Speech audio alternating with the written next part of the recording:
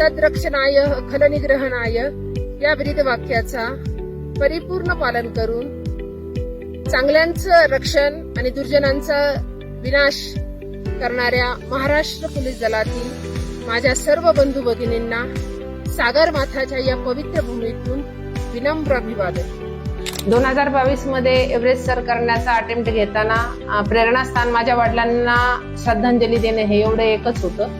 पण 2022 ची तयारी चालू असताना किंवा एव्हरेस्टला जाण्या अगोदरच मी माझ्या आईला देखील गमावलं। त्यामुळं त्याला एक भावनिक जालर अजून एक जोड झाली की आई आणि वडील दोघांनाही मला देशाच्या जगाच्या त्या सर्वोच्च शिखरावरनं त्यांना श्रद्धांजली अर्पण करायची आहे। 2022 मध्ये माझं ऍक्लिमटायझेशनची प्रक्रिया व्यवस्थितरित्या न झाल्यामुळे मी ते सर करू शकले नव्हते। तर ती प्रक्रिया किंवा तो ड्रॉबॅक पुन्हा यावर्षी राहू नये यासाठी त्याचे जे ओनर आहेत लखपा शेर्पा यांनी माझी खूप चांगल्या प्रकारे तयारी, ऍक्लिमटायझेशन म्हणतात त्याला, ती तयारी करून घेण्यासाठी मला खूप लवकर अगोदर बोलून घेतलं होतं आणि एक 54 ते 55 दिवसाच्या कालावधीमध्ये ही जर्नी पूर्ण झालेली आहे। बेस कॅम्प पासून ज्यावेळेस आपण समिटच्या दिशेने जातो तर आव्हानं आपल्याला सगळ्यात महत्वाची असतात ती म्हणजे हिमवर्षाव आहे, सोसाट्याचा वारा असतो, प्रखरता असते सगळ्या याच्यामध्ये।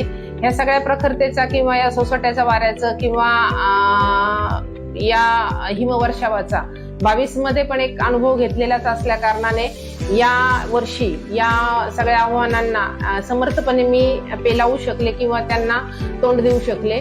आणि स्वप्न पूर्ण करणं, स्वप्नपूर्ती, इच्छापूर्ती हा ध्यास आणि ती जिद्द मनाशी असल्यामुळं कोणत्याही पावलावर परत मागे वळावं असं हे कधीच वाटलं नाही। यावर्षी कोणत्याही परिस्थितीमध्ये काहीही करून म्हणजे जर निसर्गाने जर साथ दिली, कारण की माउंटन्स मध्ये तुम्ही कुठल्याही प्रकारे निसर्गाच्या अगेन्स्ट काही करू शकत नाही, तर त्या ठिकाणी तुम्हाला निसर्गाची साथ असावीच लागेल। तर या सगळ्यांची साथ माझ्या बरोबरच होती। त्याबरोबर जर निसर्गाची साथ मिळाली तर कोणत्याही परिस्थितीमध्ये मला माझ्या आई वडिलांसाठीचं स्वप्न यावर्षी पूर्ण करायची होती।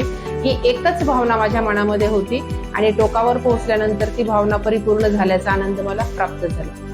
माउंट एव्हरेस्ट हा जगातलं सर्वोच्च शिखर म्हणजे माउंट एव्हरेस्ट नाही। प्रत्येकाच्या आयुष्यामध्ये गृहिणी असो अथवा विद्यार्थी असो किंवा खेळाडू असो किंवा बिझनेसमन असो, प्रत्येकाच्या आयुष्याचं माउंट एव्हरेस्ट ठरलेलं असतं।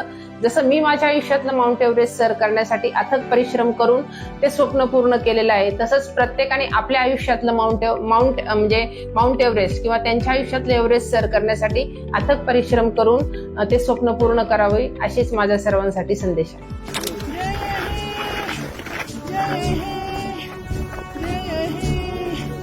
जय जय जय जय जय